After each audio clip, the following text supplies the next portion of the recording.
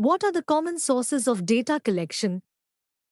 First, surveys and questionnaires, asking a series of questions to people to gather information on their preferences, behaviors, or opinions. Second, interviews, speaking directly to individuals to collect detailed information through conversation. Third, observations, watching and recording behaviors or events as they happen in real life situations. Fourth, experiments, conducting controlled tests or investigations to study the effects of certain actions or conditions. Fifth, government records and reports, using information that governments collect, like census data, health records, or economic statistics. Sixth, online sources, collecting data from the internet, including social media, websites, and online databases. Seventh, educational institutions, using records from schools and colleges, such as test scores, attendance records, and other educational outcomes.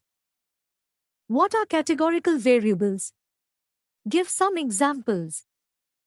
Categorical variables are types of data that can be divided into groups or categories that don't have a numerical value.